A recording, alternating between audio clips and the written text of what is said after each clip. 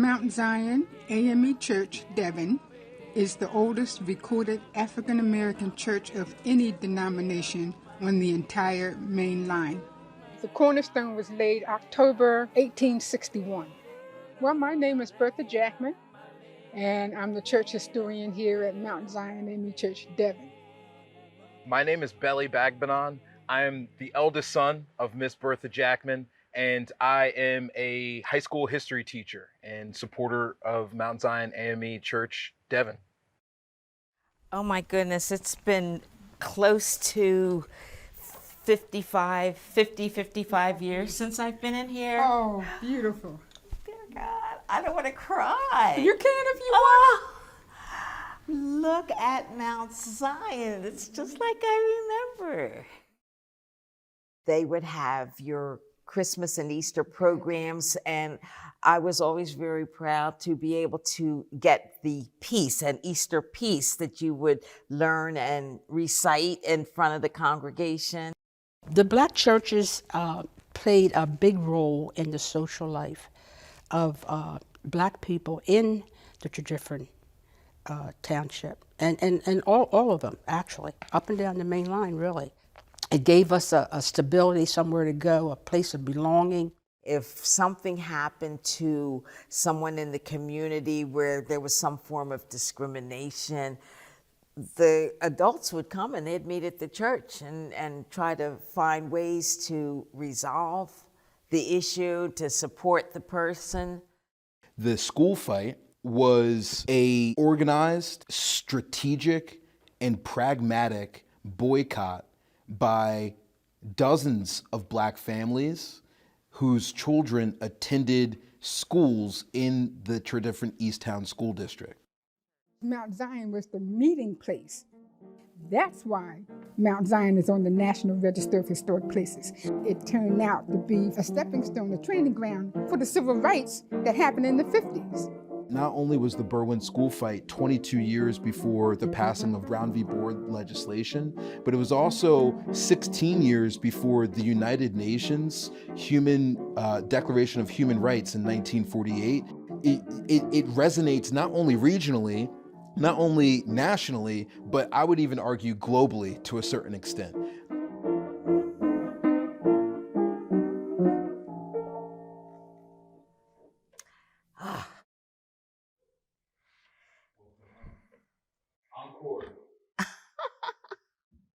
Bless your heart.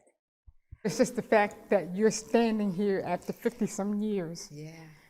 In this little church where you learned and started your music career, and you up here playing the piano. God is good. God is great. Allowed me to. We're on what they call the main line, which is about 15, 17-mile stretch, depending on how you count it, from Overbrook, let's say Overbrook train station in Philadelphia, out to Paoli. We're leaving the old church right now and the cemetery that's connected right next to it. And where we're headed is we're going into the new church, which is what we actually use today. The congregation and many of the people who come to visit Mount Zion AME Church in Devon have been using this building since 1990.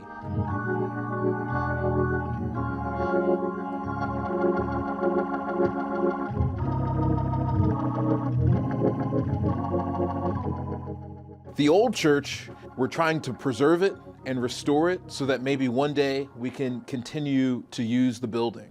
Reverend Martin, Lorraine Speller Calhoun, and yours truly visited the Meslit Design Studio to see the process of their restoration of our stained glass windows. They are working on those windows. They're storing them for us to reinstall the windows once we get the roof done. What I understand in my research, these windows, the stained glass went in somewhere around the early 1920s, and that they all did not go in at the same time. I'm quite sure when these windows were placed, they were not expecting that new church to be built. This would have been it forever until Jesus came back. It was just something people wanted to leave so that their family member would remember for decades to come. Their heritage, their legacy was here in Mount Zion in one of these windows. We know black folks have been here in Tradifferent Township. We've been here, whether as free people or enslaved people. We've been here. Who are these people? What are their stories? How are they related to folks that are living today? That's my focus. That's what I want to know. Do the people that are living today know this? Do they know about people in their family history, how they participated in history? This cemetery is the only African American cemetery of any denomination on the main line. We don't know how many people are buried here. We don't know the very first funeral. I would love to know that, but we're still investigating, and that's an ongoing process. My name is Tia Bannon. My relationship to Tradifferent Township is my ancestors who are buried here at Mount Zion, Devon. My grandmother always got angry with me because I didn't listen to her stories. My father found my grandmother's historical interview from 1984, and suddenly I had, a name to look for. Sophia is an interesting character. She's like one of my heroes. Sophia came along and raised my grandmother. I'd seen the pictures on Find a Grave. I still didn't make the connection. I still did not make the connection. I literally stumbled upon the gravestone one day. I was like, oh wow, there it is. There's so much excitement in just going into an archive and be like, you got this record. And yeah, I got bit by the history bug. Archival research, particularly here at Mount Zion AME Church in Devon, is one critical step in order to fit into the larger tapestry of what African Americans were doing up and down the main line. Identifying, those any unmarked graves there, that would be phenomenal. That would be phenomenal. My specialization is in what you call remote sensing. So one of the first techniques we used was magnetic radiometry. This is Miss Jackman here collecting electrical resistance data. We did a ground penetrating radar survey. The box inside has an antenna that sends a radio signal down. That radio signal bounces off of changes of, say, a grave shaft or the top of a coffin. We can begin the process of relocating people who are accounted for in the registry for the cemetery that Ms. Jackman has. This is the topography, so every one of these black splotches is a slight depression. So combination of that and the radar tells us that there's probably one there. Look, there's a mark though. This one. Who knows what this rectangle is?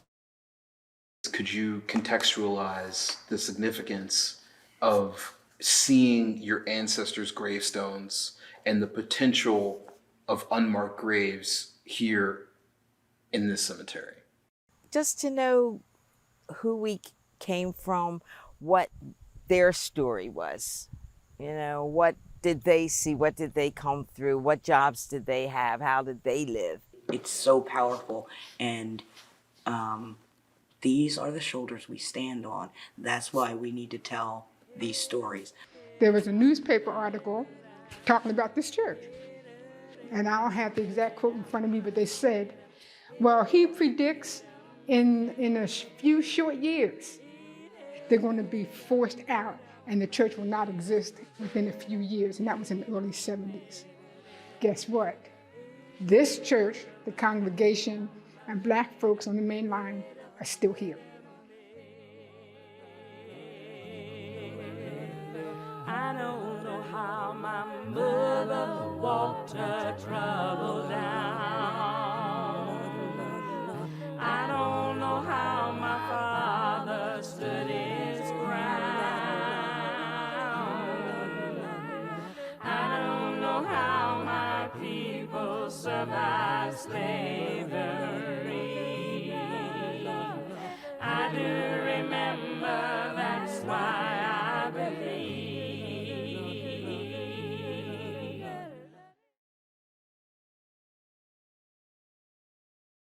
My connection is that my family has been attending Mount Zion AME Church in Devon, Tredyffrin Township, Chester County, Pennsylvania, since, let me see, I'm going to say the late 1950s. And my mother and sister and brothers were members there. Right now I'm the church historian. And I've been the church historian since 2009. I am Miss Bertha Jackman's eldest son, and I remember my first memory of Mount Zion AME Church in Devon around 1997, maybe early 1998, in the winter time. And I have been a strong supporter and advocate for church ceremonies and the church's mission, particularly as a pillar in the community. And I'd say that my closest connection to the church is it has become more of a safe haven for me in times of distress and in times of struggle. I am the production facilitator for the Precious Places project at historic Mount Zion. The film that we created, that Sister Bertha directed and really helmed, is called The Cornerstone, Mount Zion AME Church, Devon. Mount Zion has a story to tell. And what a wonderful way to be able to get that story out there. I mean, you know, we've been in newspapers and so on, but this is just another elevation to get the church's history and story and the community out there. So that's why, you know, the opportunity arose and we took it. This is a story that the history books have glued together. I feel we all feel that sense that people need to hear this story. So that is why why I followed my mother's lead and helped and did my best to help make this film. The Cornerstone kind of reminds people not only of a history that's not always there, but it reminds the current people that people are still searching. In the film you see a lot of active searching, and you see a lot of trying to find something. So the film kind of represents, I think, the people of the community, that we're still looking. You know, we haven't let it go. That's right. One of the major contributions of Mount Zion was the Berwyn school fight. The story of the Berwyn school fight is one of many school segregation stories in the state of Pennsylvania. But this particular school fight was successful. Not only was it successful, but it also influenced the 1935 Pennsylvania Civil Rights law that passed in the state of Pennsylvania. Mount Zion AME Church and the cemetery has been recognized by the National Register of Historic Places for that school fight. And so, you know, that's another little feather in our cap. There's another national status. Learning the story of Raymond Pace Alexander and learning the impact that a small grassroots organization of Black families are able to accomplish when they put their mind to it, I can only hope that current communities can learn the same lessons that the Berwyn school fight is able to teach. The magnitude of getting the information out there and being part of something great, meaning educating the world about the lives, the communities of Black folks here in this area and anywhere, just history. I can't believe that, you know, that I'm living long enough to be able to participate in something like that. It gives me such joy. I live up there.